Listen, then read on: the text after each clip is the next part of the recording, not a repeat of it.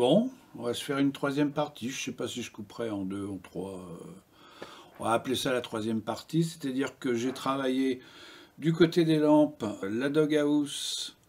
J'ai vérifié toutes les lampes, j'ai nettoyé tous les supports de lampes. Comme dans la doghouse, j'ai changé les condensateurs, une résistance. Je suis content. Je n'ai plus de craquement ni de sifflement, de bruit bizarre. Je soupçonne quand même fortement que ça venait de cette résistance. C'est assez typique des résistances couche carbone, les craquements, hein. Les sifflements, je trouve que c'est assez typique des condensateurs. Mais ça peut être les deux. Comme j'ai changé les deux en même temps, vous voyez l'intérêt de changer étape par étape. Là, j'ai fait la résistance en même temps. Bon, c'est l'un ou l'autre, quoi. De toute façon, ça coûte peanuts et puis comme ça, on est tranquille. Donc maintenant, ce que je vais faire, je travaille de l'autre côté, là, donc de ce côté-là. Et je vais mesurer tous les condensateurs anciens et noter sur un synoptique enfin le schéma d'implantation plutôt de l'ampli, toutes les valeurs que je vais mesurer, c'est-à-dire les valeurs du condensateur en capacité et en résistance interne. Pourquoi je fais ça? Je fais ça parce que j'aime bien avoir une photo à un instant donné de l'ampli. Déjà, c'est une documentation pour l'ampli, puisque on n'oublie pas que c'est un ampli de collection, donc on a son état figé dans le temps, c'est une espèce de photographie. Et puis c'est aussi très instructif de voir comment les condensateurs, surtout des condensateurs de cet âge, ça date quand même de 68, donc ce sont des condensateurs qui ont 50 ans, oui, enfin même plus de 50 ans, voir comment ils ont vieilli et quelle interaction ils ont avec la sonorité de l'ampli. Alors on dit que ces amplis-là sonnent mieux que les neufs. Moi, mon avis, c'est que je pense qu'ils sonnent plus ronds, plus doux. Je trouve les amplis neufs toujours un petit peu... Alors, à chaque fois qu'on fait une généralité sur les amplis, on se trompe. Donc là, je suis en train de raconter des bêtises. En règle générale, on va dire, je trouve les amplis neufs un peu plus arches, on va dire, un peu plus durs. Celui-là est pas mou, hein, pas mou du genou du tout, hein. Il y a une très bonne dynamique, ça pète bien, ça claque bien. Ils sont peut-être un petit peu plus civilisés, on va dire entre guillemets. Alors pourquoi? Moi j'ai une théorie, c'est que les condensateurs de liaison ont des résistances internes très grandes et que ces résistances internes font baisser le gain du préampli de manière assez drastique. Il n'y a pas que moi d'ailleurs qui ai cette théorie. Et justement, c'est intéressant de mesurer leurs valeurs et surtout leur résistance interne pour voir dans quelle mesure ils atténuent le signal du préampli. Et est-ce qu'on ne pourrait pas, dans les amplis modernes, faire pareil? D'ailleurs, peut-être qu'il y a beaucoup il y a des constructeurs qui le font, hein, je ne sais pas, hein. De toute façon, ça se décide à l'oreille. Après, on décide si un ampli doit être plus agressif, moins agressif. Mais toujours, c'est intéressant d'avoir une idée de comment ça a vieilli. Donc, je vais tout noter là-dessus. Et puis, je mettrai ça au dossier de l'ampli. Comme ça, on a une trace en plus de comment il était. Parce que moi, ce que je reproche toujours aux techniciens qui sont intervenus avant, mais on ne peut pas vraiment leur en vouloir, parce qu'à l'époque, quand ils sont intervenus, c'est-à-dire peut-être dans les années 90, ça valait que dalle, ces trucs-là, personne n'en voulait. J'exagère peut-être un peu. J'exagère un peu. Mais ils n'étaient pas cotés au point où ils sont cotés maintenant. Donc effectivement, bon, bah, on dépannait ça comme on dépannait autre chose. Maintenant, on fait gaffe parce que ça devient des objets de collection et on ne veut pas faire n'importe quoi. Moi, je prends toujours l'exemple des restaurateurs de musées. Quand ils restaurent un tableau, ils se débrouillent toujours pour documenter ce qu'ils ont fait et aussi Que ce soit réversible. Eh bien, c'est la même chose pour les amplificateurs de cette époque-là, qui commencent à devenir des objets de collection. Donc, je vais tout mesurer, puis je vous reprends après, et puis bah, je vais vous dire un peu, je vais vous expliquer un peu ce que j'ai mesuré, et puis ce que j'en déduis aussi. J'ai quand même toujours un problème qui n'a pas été résolu par les condensateurs de la de Gauss, mais ça ne m'étonne pas, c'est que j'ai le switch de Bright, là, qui envoie des paf, des pets intempestifs. Alors il me paraît un peu lâche quand même. Je sais pas si ça vient de lui ou si ça vient d'un condensateur de liaison qui fuirait. On va justement mesurer tout ça. Donc je vous reprends après. Bien, j'ai tout mesuré. C'est quasiment incroyable parce que des condensateurs qui ont plus de 50 ans, je parle des bleus là, tous les Molded qui sont des Mallory, hein, c'est marqué Molded dessus, ils sont tous bleus. À part ces trois là qui sont un petit peu élevés au niveau de la résistance interne, mais c'est pas dramatique du tout. Celui-là est encore bon. Ceux-là qui datent de 89, il y a un date code 10e semaine de 89, ils sont bons, donc ils ont été changés en 89 ceux-là. Les bleus, les Mallory là, mais ils sont parfaits, ils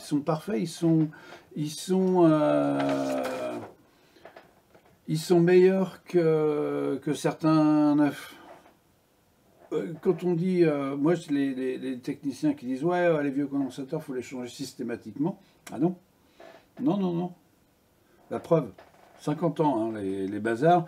Pour vous donner une idée, un 25 microfarad, je le mesure à 22,4 avec une résistance interne de 0,2.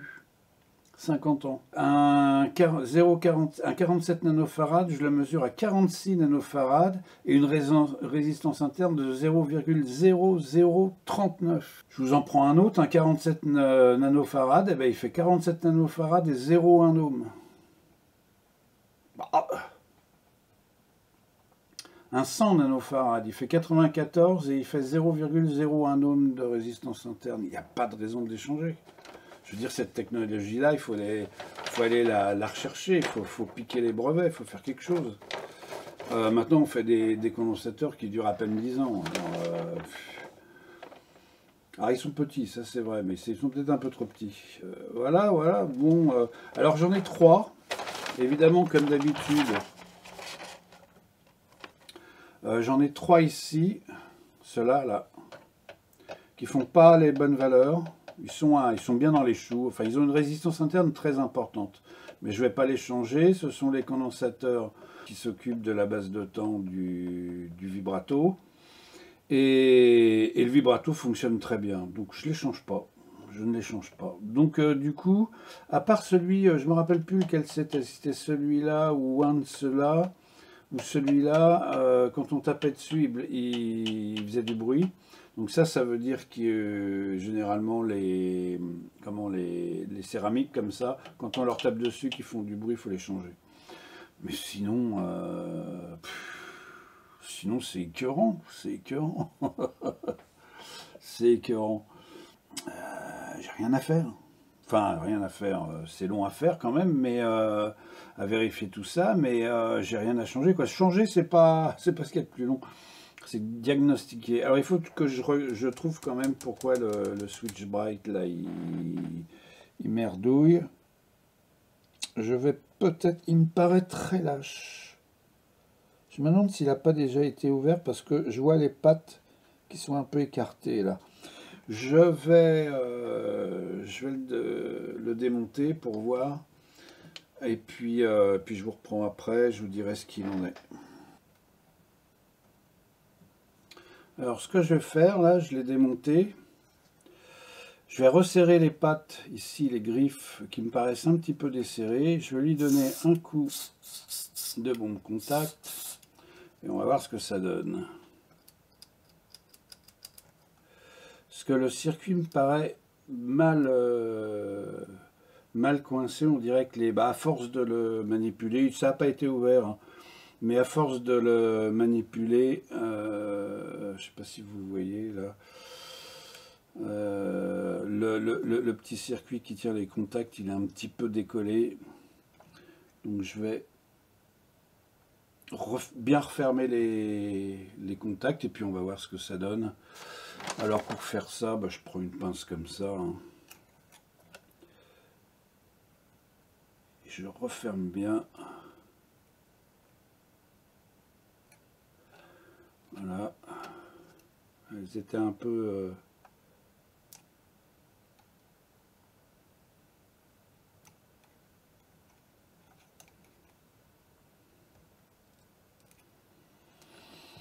Voilà, écoutez, on va voir ce que ça donne. C'est bon. Alors on va le retester. On va le retester et puis on va voir ce que ça donne. J'oublie rien. Hop. Donc je suis vraiment bluffé par la qualité des condensateurs de l'époque.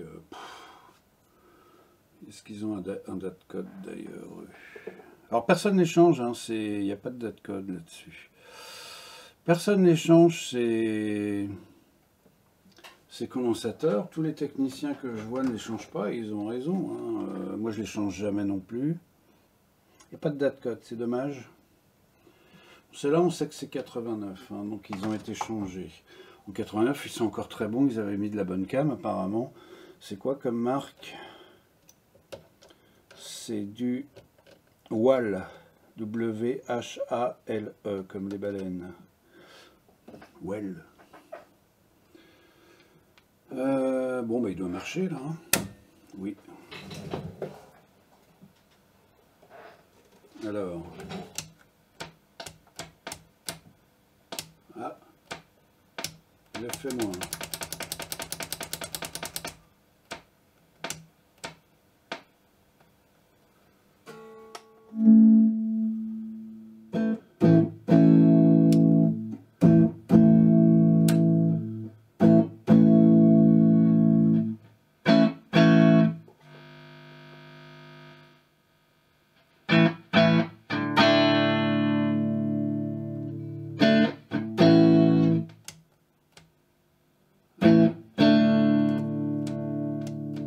Il le fait plus. Alors le vibrato.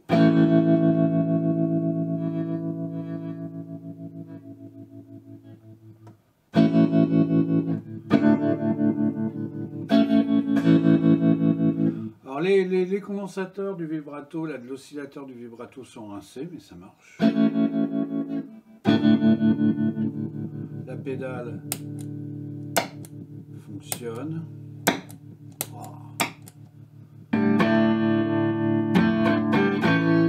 Quand on se met à intensité maximum, je baisse un peu le son parce que le micro il doit... Vous entendez ce phénomène de compression?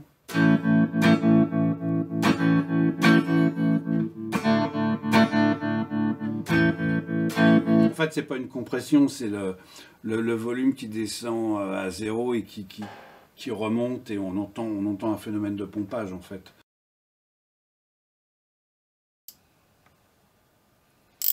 Bon, bah on change le...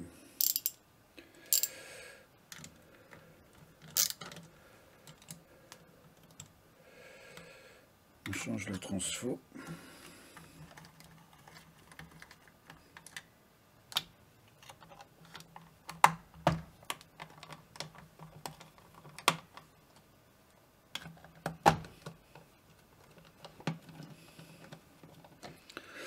Eh oui, mon petit transfo, t'as fait ton temps.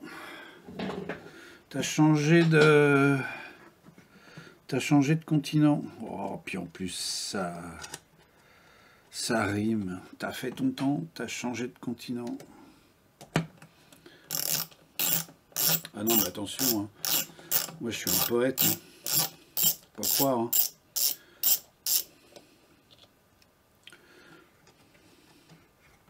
Technicien, mais poète.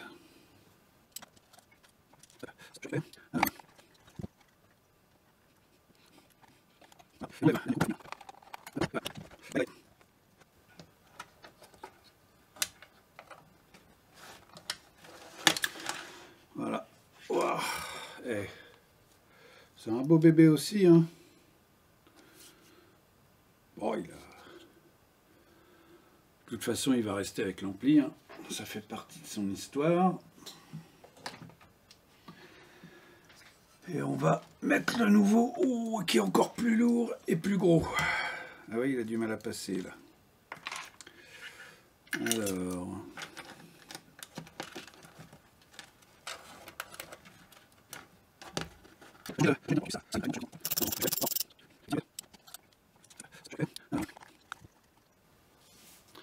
Il n'y a plus qu'à câbler. Il n'y a plus qu'à câbler. Alors, attention, très important. Qu'est-ce que je vais choisir comme enroulement? J'ai 220, 230, 240, à votre avis? Je pourrais choisir 230, parce que 230, c'est ce que garantit, c'est la tension nominale garantie par N10, par EDF plutôt. Mais attention, plus ou moins 10%. Plus ou moins 10%, ça fait 23 volts en plus des 230, donc ça fait 253 volts. Votre secteur peut monter jusqu'à 253 volts. C'est dans les normes, on a le droit de rien dire. Et il peut descendre aussi de 10%, c'est-à-dire 207 volts. Alors qu'est-ce qu'on va prendre? 253 volts, ça fait beaucoup, hein. Je pense que quand la tension DF monte... Alors moi ici, j'ai déjà vu 240. Hein. J'ai rarement vu au-dessus de 240. Je sais qu'il y a quelques témoignages de gens sur le net qui ont eu des montées jusqu'à 250 volts et qui étaient affolés. Eh ben non, ils ont le droit. Ils ont le droit, c'est dans leurs normes. Je trouve que pour un ampli comme ça, 253 volts, c'est beaucoup. Donc ce que je vais faire, je vais mettre à 240 volts. C'est sécurité. Je pourrais choisir 230, mais 230, ça va me faire 23 volts en plus. Alors moi, je biase à 70%, hein, les lampes, mais je veux dire, ça va monter fort. Je préfère me mettre à 240. Je préfère qu'en fait l'ampli soit légèrement sous-biasé, ça ne mange pas de pain, ça le rend plus doux, plus civilisé. C'est pas plus mal, de toute façon c'est sous-biasé, mais très peu, hein. Et puis si on monte à 250 volts, au moins on est sûr qu'il n'y aura pas une énorme différence, 10 volts, bon, ça va quoi. Voilà, donc moi c'est mon choix, donc je vais le câbler en 240 volts, vous savez pourquoi. Donc je commence à câbler tout ça, je vais câbler tout ça et puis je vous reprends après.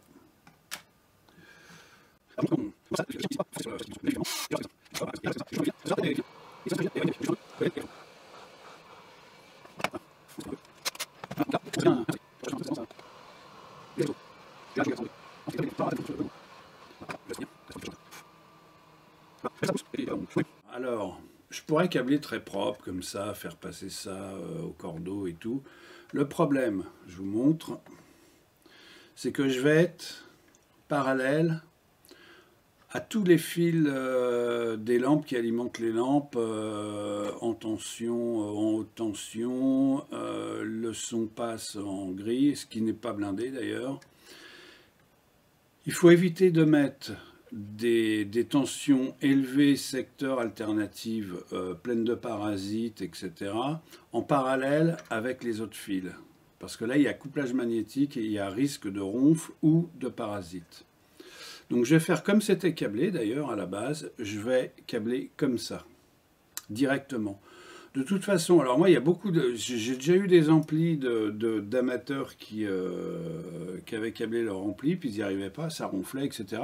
Ils n'avaient fait aucune erreur.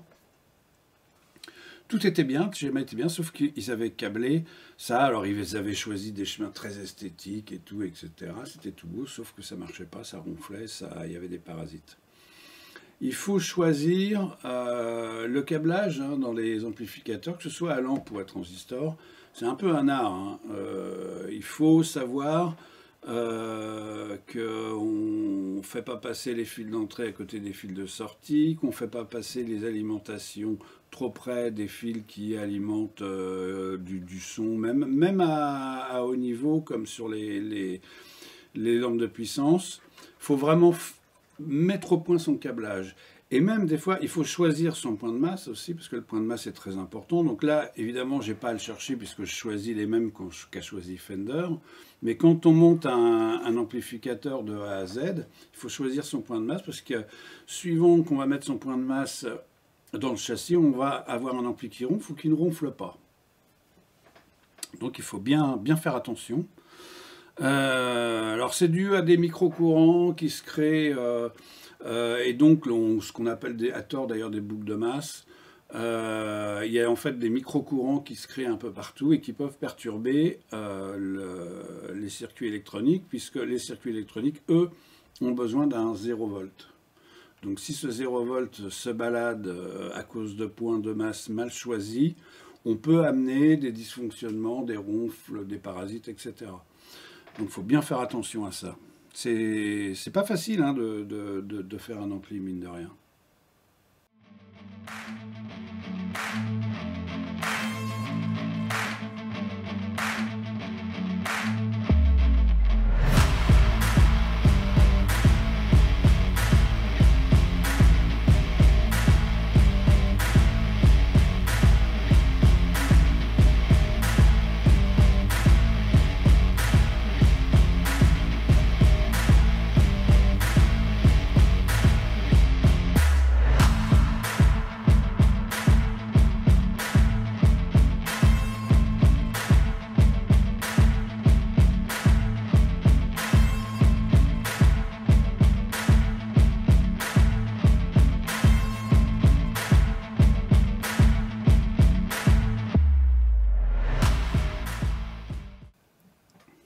Regardez ça, le beau transfo, il est lourd. Alors là, le châssis là, avec ce transfo là, il est super lourd. Super lourd. C'est pas beau ça? Bon, on passe au bias. Bias, la polarisation, bon français. J'ai dit une bêtise dans la première partie, une bêtise qui n'est pas de mon fait. J'ai regardé une vidéo sur le dépannage d'un Twin Reverb avant de l'avoir, de Phasio Électrique, une dépanneuse qui... C'est pas beau dépanneuse, hein, ça fait voiture, mais bon, c'est une femme, donc je suis obligé de dire dépanneuse, qui est très bonne et qui dépanne des amplis vintage principalement. Elle a un Twin et elle dit dans sa vidéo que le potentiomètre de bias n'est pas, ne règle pas le bias, mais l'équilibre du push-pull entre les deux duets, si vous voulez, du quartet de lampe. Bon, bah moi je me suis dit, ok, bah tiens, je savais pas.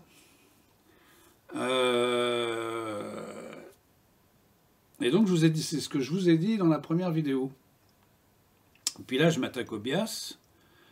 Et si j'avais été malin, j'aurais regardé le schéma. Je vais vous montrer le schéma. Hop. Et on se rend compte qu'ici, bah, on a un potentiomètre de polarisation tout à fait classique. Absolument pas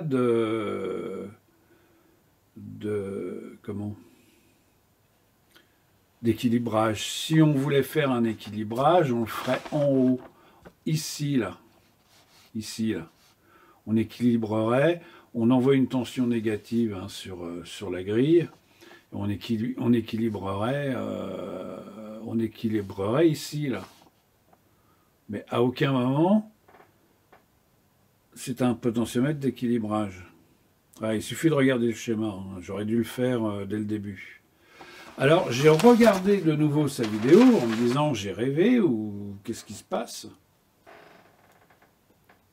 Et effectivement, elle a un modèle qui a le bouton de bias qui règle, en fait, ne règle pas le bias, mais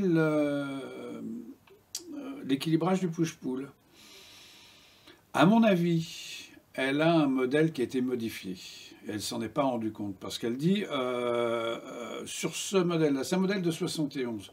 J'ai regardé les modèles de 71, ils ont le bias tout à fait classique.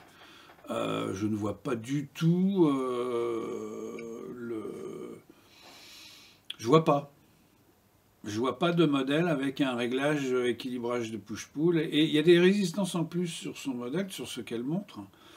Donc je suis vraiment dubitatif et je suis quasiment sûr qu'elle a un modèle modifié. Alors vous ferez attention si vous allez voir sa vidéo, c'est Fazio électrique. Si vous allez voir sa vidéo, elle se trompe aussi dans le bias. Elle est bonne, hein, c'est une bonne technicienne, mais là, je sais pas, elle devait pas être en forme ce jour-là, ou elle s'est mal exprimée, je sais pas. En tout cas, il y a dans les commentaires, il y a quelqu'un qui lui fait remarquer qu'elle se trompe dans les valeurs de bias de l'ampli. Donc nous, eh ben, on va régler notre bias. Alors j'ai déjà mis les doigts dedans, hein. Alors, la résistance que je vous montre dans la première partie, c'est une résistance qui peut relever le niveau de bias, la fenêtre du niveau de bias. C'est-à-dire qu'en fait, le potentiomètre permet de régler le bias dans une certaine fenêtre, enfin moins surtout, moins quelque chose, parce que c'est toujours négatif, hein, le bias, sur la grille. Et cette résistance détermine la fenêtre de réglage. J'ai changé la résistance. Il y avait une 19K, j'ai mis une 15K, parce que pour avoir une polarisation correcte des lampes, j'étais à fond. Donc j'ai changé la résistance pour avoir un niveau de bias un petit peu plus élevé et me mettre au milieu du réglage de bias. Donc là on est bien, on a une bonne latitude. Si on veut le baisser, on peut le baisser. Et si on veut le remonter encore un peu, on peut le remonter encore un peu. Alors moi j'ai une chose à vous montrer là. On parle toujours de réglage de bias. Le bias c'est ceci, c'est comme ci, et puis voilà quoi. Déjà le bias, il faut savoir qu'on fait ce qu'on veut. À partir du moment où on reste dans les clous, c'est-à-dire qu'on ne fait pas souffrir les lampes, on peut régler très froid, on peut régler très chaud sans dépasser le maximum, en sachant que plus on règle le bias haut, et plus les lampes vont s'user vite. Après, c'est un choix personnel. Moi j'aime bien l'entre-deux, plutôt un petit peu froid, parce que je trouve que quand on se rapproche du maximum de polarisation, on durcit le son de l'ampli. C'est très subjectif, hein. Je suis sûr qu'il y en a qui ne vont pas être d'accord avec moi. Moi, c'est mon sentiment en réglant beaucoup. J'aime bien, alors est-ce que c'est psychologique ou pas, mais j'aime bien le régler à 70%. D'ailleurs, beaucoup de techniciens règlent à 70%, même un petit peu en dessous. Moi, j'aime bien 60% en fait. Déjà, les lampes durent beaucoup plus longtemps. On rapproche le seuil de crunch, ce qui sur des amplis puissants est pas plus mal. Comme ça, on n'est pas obligé de monter. On monte, mais un petit peu moins pour taper dans le crunch, hein, parce qu'il faut savoir que plus on règle le bias bas, plus on réduit la dynamique et plus on va aller chercher le crunch vite. Et la saturation, évidemment, après le crunch, c'est la saturation, hein, la belle saturation, ou pas belle d'ailleurs. Donc voilà, il y a un choix à faire. Il n'y a pas de règle absolue dans le réglage de bias. La seule chose qu'il faut respecter, c'est de rester dans les clous. Alors, si vous descendez trop bas, ça donne une saturation, mais je la trouve vraiment moche, la saturation, quand on descend trop bas. moi j'aime pas. Peut-être que certains aimeront, mais elle est très, comment dire, très boueuse et en même temps très graillonneuse. J'aime pas trop. Mais je sais qu'il y a des gens qui aiment. Donc bon, après ça dépend des goûts des gens. De toute façon, moi les trois quarts ou même 99% des musiciens qui achètent ce genre d'ampli, Fender, Vintage, etc., sont des musiciens jazz, blues, etc., qui achètent justement ces amplis-là pour le beau son clean et le crunch sympathique. Donc y a pas de... Moi je m'adapte de toute façon au style du musicien. Hein. Un ampli pour un métalleux, je ne vais pas le régler pareil que pour un bluesman, hein, c'est clair. Donc là, on en est là. Je voudrais attirer votre attention sur autre chose aussi. Je vais vous montrer ça. Regardez le secteur. Alors là, le secteur, il y a, avant que j'appuie sur le bouton Record, on était à 224 volts. Et là, il est passé à 227,5. Alors le secteur se balade beaucoup. Hein. J'ai des...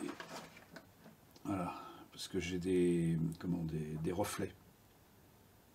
Alors, on est 227. Le secteur se balade beaucoup ici. Et évidemment, ça va avoir une influence sur la tension, la haute tension, et donc sur le réglage de bias.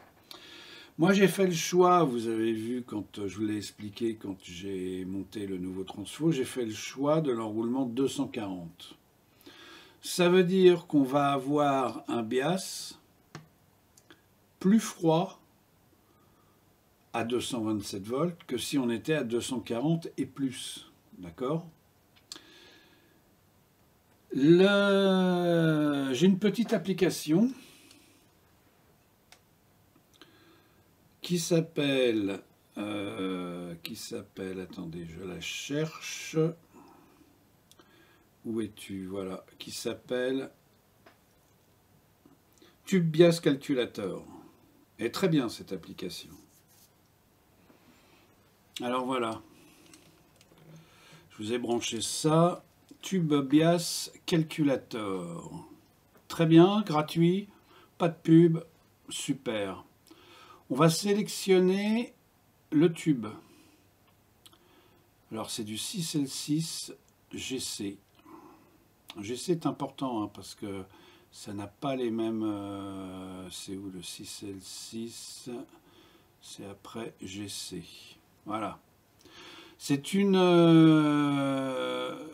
lampe qui fait 30 watts maximum. Hein. C'est pour ça qu'ils mettent en rouge d'ailleurs. J'ai une tension, une haute tension à 420 volts. Ok. Ah bah oui, non, alors là il y a un truc par contre, parce qu'il faut tout effacer. 420 volts. Voilà. Calculate. Ça me donne sur un push-pull AB 50 mA.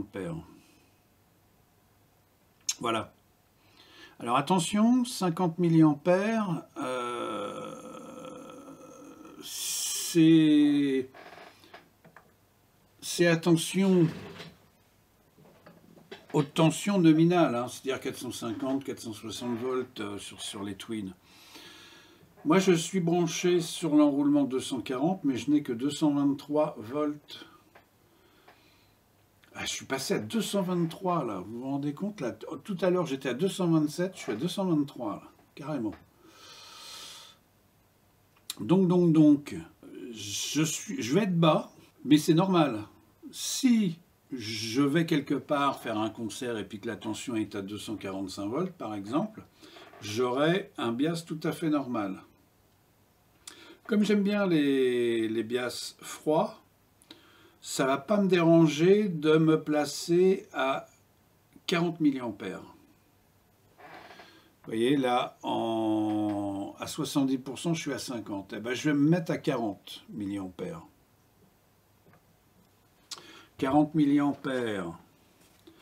Alors, ça va me donner 420 multiplié par 0.0, j'ai dit combien 40, 0,4, égale.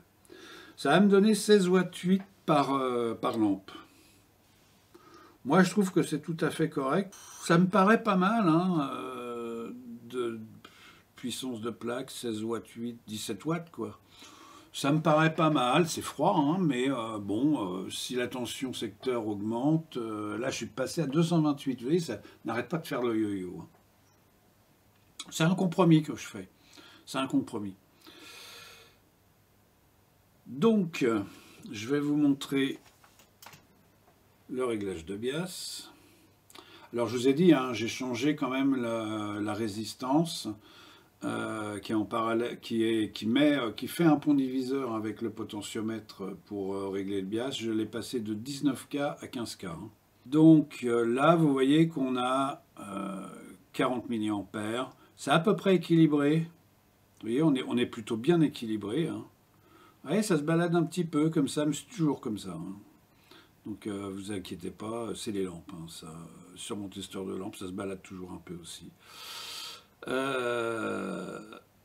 Voilà. Donc on a un push-pull qui est bien équilibré. On avait déjà vu ça en testant les lampes. On a vu qu'elles étaient toutes exactement pareilles à un pouillem près. Et là, à un pouillem près, on est exactement pareil. Donc j'ai choisi 40 mA. Vous comprenez pourquoi. J'ai fait un compromis. Si la tension secteur est un peu plus élevée, là, je suis à, par exemple, 223. 223 volts, donc 40 mA à 223 volts. À 240, je vais avoir le bias à 70%, même peut-être même plus. N'oubliez pas que EDF garantit le secteur. Alors, tension nominale 230, mais il y a une marge de 10% au-dessus et en dessous. Donc pour moi, je suis content. Je suis content, là, ça me va. Je vais avoir la prise secteur à changer, évidemment. Je ne vais pas laisser une prise américaine maintenant qu'il est modifié pour l'Europe. Bon, je passe à autre chose. Alors, j'ai démonté les deux HP. Eh bien, le moins que l'on puisse dire, c'est qu'ils sont en très, très, très bon état. Regardez-moi ça. Regardez ça, s'ils sont pas beaux. Il y a même assez peu de poussière. Alors ça se nettoie, hein. On le nettoie avec un pinceau doux, comme ça. Et regardez, il n'y a pas de poussière, il y a quasiment un petit peu là au fond, ici. Regardez, bon, voilà, quoi, mais c'est que dalle, c'est que dalle. Les suspensions sont en parfait état. Nickel. Voilà, des beaux Jensen qui n'ont pas pris une ride. Et ils sont d'époque, hein. Ils sont pas, c'est pas des HP récents.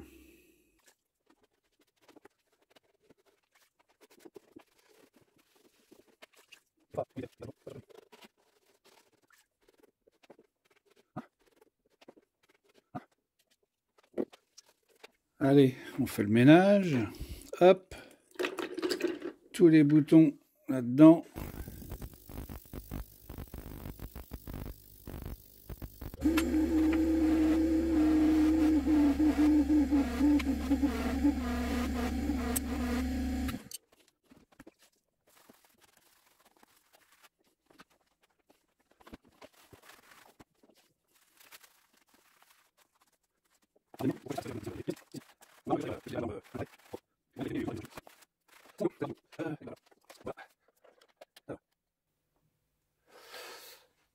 Vous allez me dire que je suis un psychopathe. J'ai mis où les vis? Elles sont là-bas. Je vais vous montrer.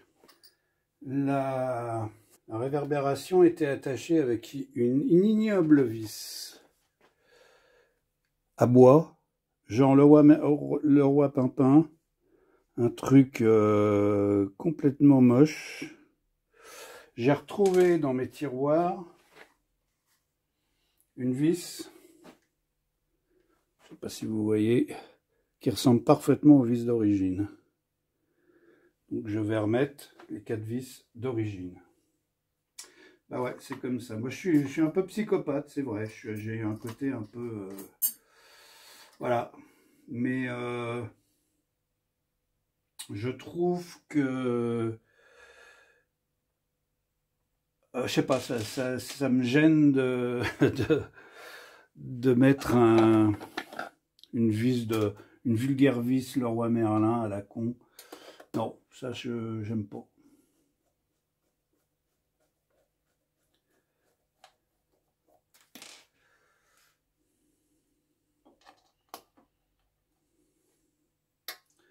Je n'aime pas.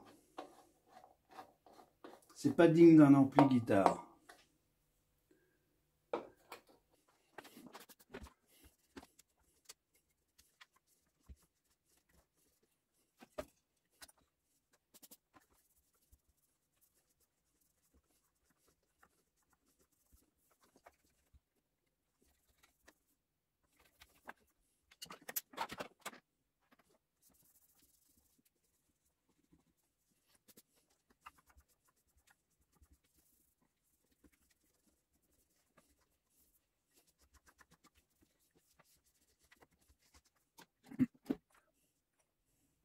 Voilà. Alors on a les boutons d'origine. Il y a une différence, j'avais jamais remarqué. Les boutons d'origine sont creux ici. Et les deux boutons que je trouvais trop propres pour être d'époque, ils sont plats. Voilà la différence. Donc il y a la différence entre les tout premiers boutons de la vis qui est sur le 10, mais aussi plus tard, on a ceux-là qui sont d'origine et ceux-là qui sont plus récents. Ceci dit, d'extérieur, ils sont exactement pareils. C'est juste pour le fun, quoi. Hein, c'est pas...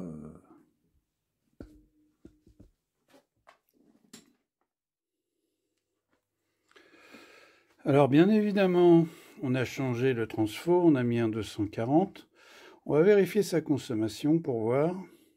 Alors, j'allume son stand-by. Vous voyez, il y a eu une montée à 0,9 et après on est passé à 0,2 ampères en haut à gauche. Ensuite, j'attends que ça chauffe un peu. Je mets le stand-by qui va monter progressivement. Alors, vous voyez, c'est monté à 1,16. Et là, on se stabilise à 0,7. On ira guère plus loin en fonctionnement normal. Donc, ça veut dire qu'on va évidemment, par rapport au 110, changer le fusible. Tenir compte donc du 240 qui a été choisi. Il faut des visées d'un peu plus de 2. Alors on va regarder devant. Enfin derrière plutôt. Alors c'est pas devant, c'est derrière. Il mettait un 2,5. On voit les traces de nettoyage. Alors, si on divise par 2, ça fait 1,25. Je vais mettre un 1,6 parce qu'on a vu qu'on montait à 1,16. On va être très proche de 1,25. Malgré que ce soit des slow blow, hein, des retardés, je vais taper sur le 1,6. Puis ça m'arrange bien parce que je n'ai pas de 1,25. Bon, de toute façon, on n'est pas à un pouillème près. Donc là, j'ai déjà mis à 1,6 ici. À 1,25, ça me paraît un petit peu short. Si jamais il y a parce que là, on est en 200... On est à combien de volts d'ailleurs? Le secteur, il est à combien? On est à 228. Il pourrait baisser Alors, on est à 228, il pourrait baisser. Bon, quand la tension baisse, le courant augmente, hein. Donc, bon, un 6, moi, ça me paraît pas mal. Allez, à juger. Bon, bah voilà, l'ampli est remonté, tout propre, il fonctionne. Alors, je vais pas vous faire une super démo avec un son, avec des micros, etc. J'ai pas le temps. Je vous montre juste, hein, là, j'ai une Emperor Epiphone.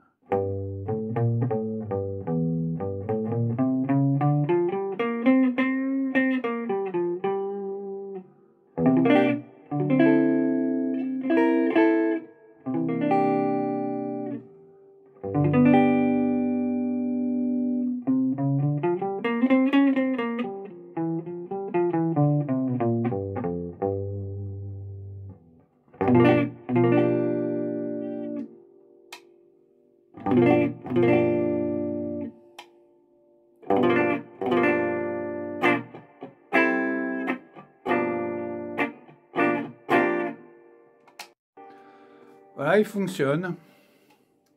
Très bien. Bon, bah, l'ampli va repartir pour de nouvelles aventures. On espère qu'elles vont être longues, que le propriétaire va en profiter à fond. Moi, j'ai bien aimé m'occuper de cet ampli. J'ai trouvé que c'était intéressant. J'aime bien travailler sur ces vieux amplis. J'ai toujours envie de les garder à la fin. Mais bon, non, j'ai pas le droit de les garder. Et puis je peux pas. J'en ai déjà 5 d'amplis, je vais pas en chercher un autre parce que souvent quand il y a un ampli qui me plaît comme ça, après j'en cherche un autre. Mais là, de toute façon, vu les prix de ces amplis là, c'est pas la peine. Donc je le lâche. Et puis moi, je vous dis à bientôt.